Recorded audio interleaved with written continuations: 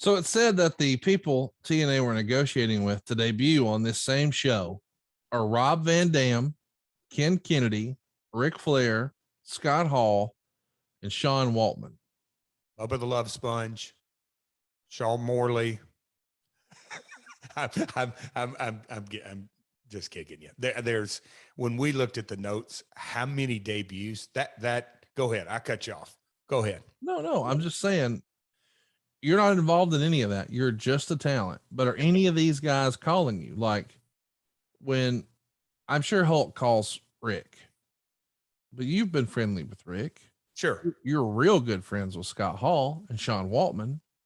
When they have these conversations, because let's not act like Ric Flair, Scott Hall, and Sean Waltman specifically have all had rosy relationships with Eric Bischoff every day of their life. Right.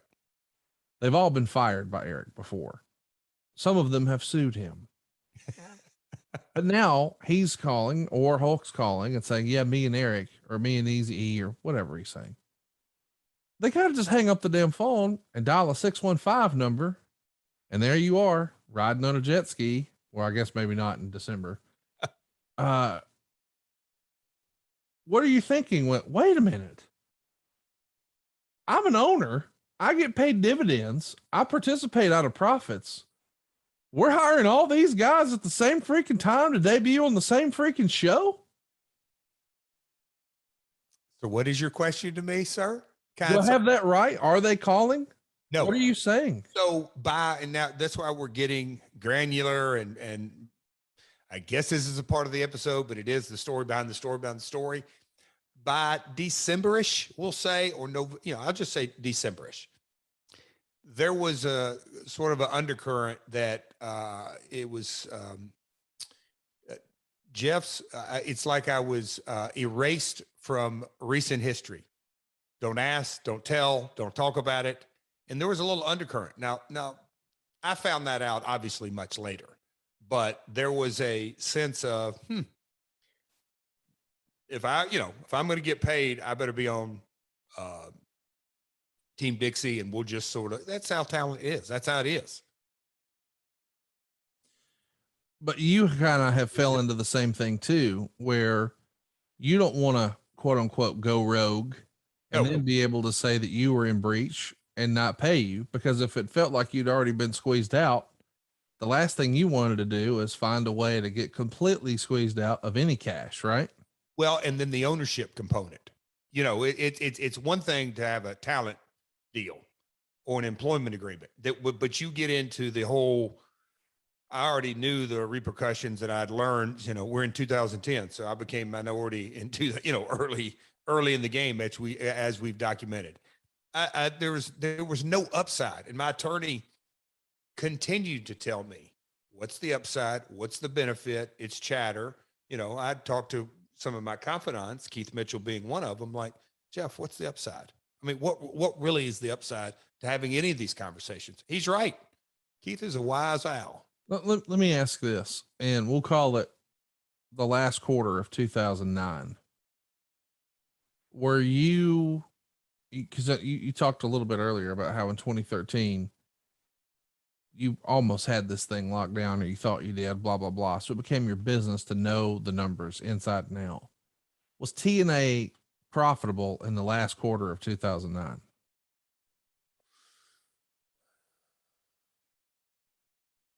Yes. Were they kind of sort of profitable, or were they wildly profitable? I don't mean like WWE dividend, but I guess sure profitable, because Hogan didn't come onto the payroll. All this new talent didn't come onto the payroll. We still ran live events. 2009, because you're talking the full calendar year. I thought you were going with a whole nother direction of the question. You're talking about dollars and cents of money of 2009. Wow. Okay. The most profitable year in the history of the company. And we'll talk about this another time, but you're being paid multiple ways here. You're an on-screen performer, which is basically what you've been relegated to. And you do get an ownership piece. So, a disbursement, a dividend, whatever you want to call it. An employment. you're an employment base. Yeah. So you're paid based on the house, so to speak, because now you're an owner. So if the business is profitable, you participate. Again, not the lion's share, a minority share. We'll talk about all that another time. But the point is, you do not want to rock the boat and lose either of these pieces, but maybe most specifically, I guess that's what I'm trying to drive to. Your ownership income was more substantial than your entertainer contract. Sure. I was paid three ways: an employee, talent, and ownership. Ownership was in 2009, the biggest of all, and certainly had by far the biggest upside in future to come. Like, multiples. Yeah, because realistically, wrestlers are going to get paid what wrestlers paid. Office people are going to get paid. Trying to get out of the ring. Yeah.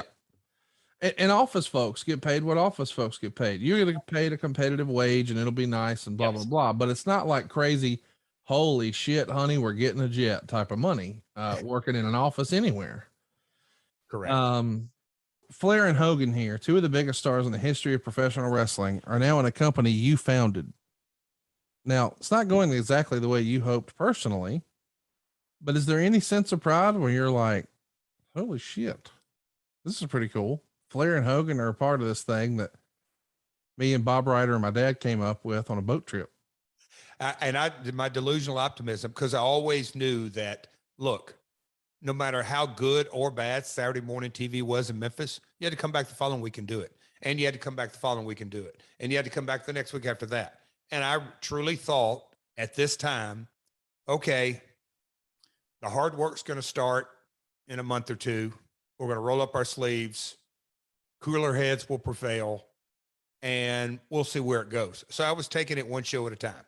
But yes, the founder blood in me, with Hogan and Flair getting on board, even on a Monday night, I was like, okay, let's see where this goes. So yes, I was very excited, because again, coming off of 2009, financially, ratings wise, momentum wise, I'm like, okay, we can keep this thing going, and not keep it going. We can strategically keep growing. I'll say that. So Mick Foley isn't allowed in by security. And then Crystal Lashley. Mick Foley, another name. I mean, you glossed over. Think about that. It's crazy. Go ahead, Conrad. Sorry to interrupt.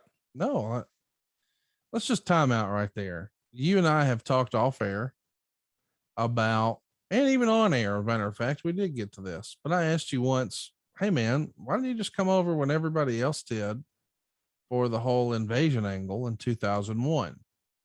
Now for one, there was the whole issue of, you're not really being invited to, but we've explained from other guys' standpoint that you understood, hell, I get why so-and-so didn't go, because, and I'm paraphrasing and you don't use the nasty language like I do, if you got 30 other motherfuckers debuting at the same time, how can I stand out? I'm signing up to get lost in the shuffle. These debuts, these moments need to matter.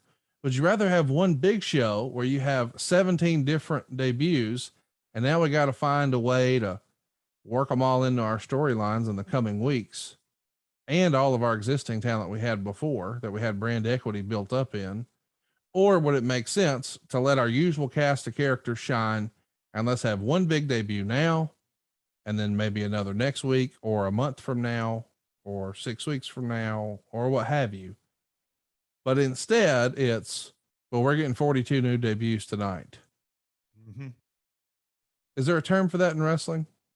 Hot shotting, just vision. In real life, it's called flushing cash down the toilet. Correct.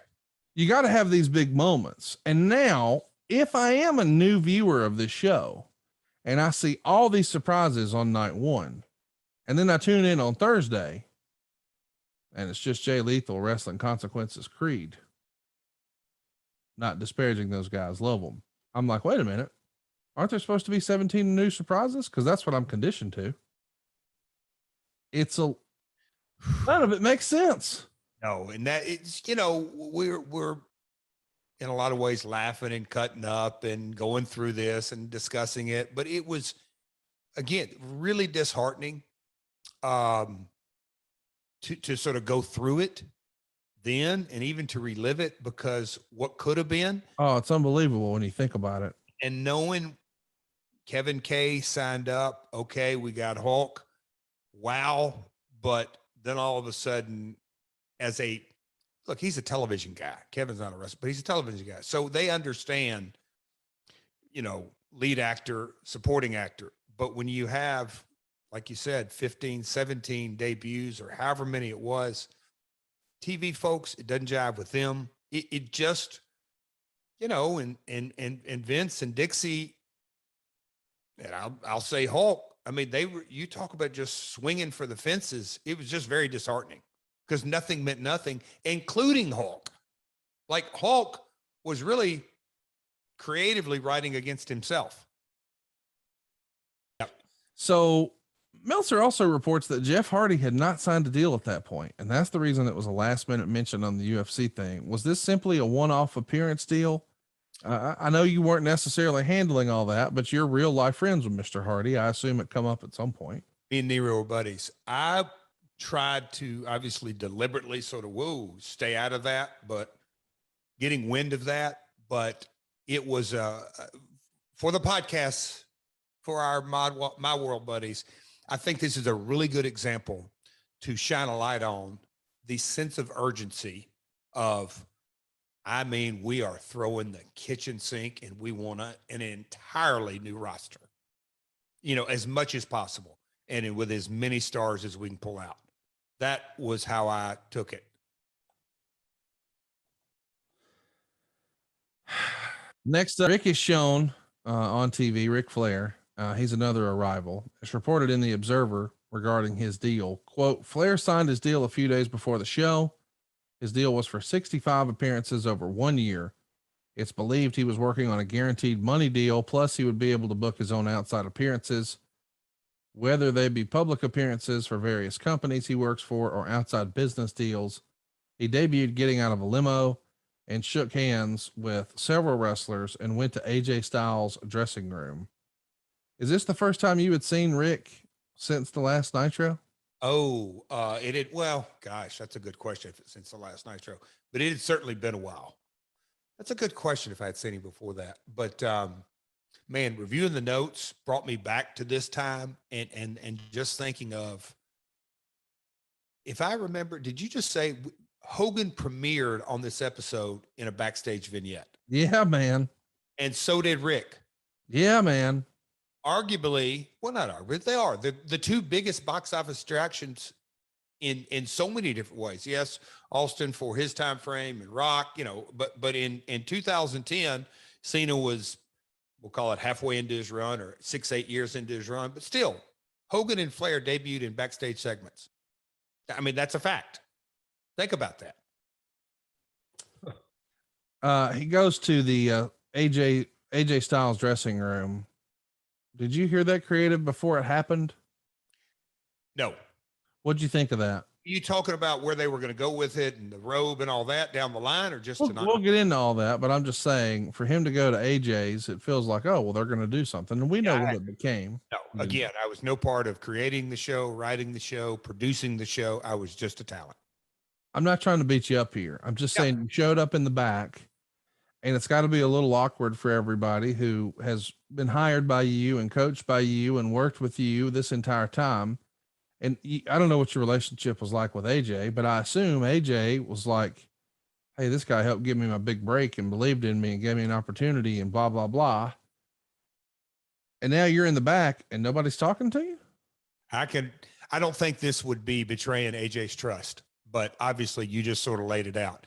AJ and many others, catering, hey, how's it going? Shaking hands. But it would come to a point with lots of folks that the opportune time, Jeff, what the F is going on? Yeah.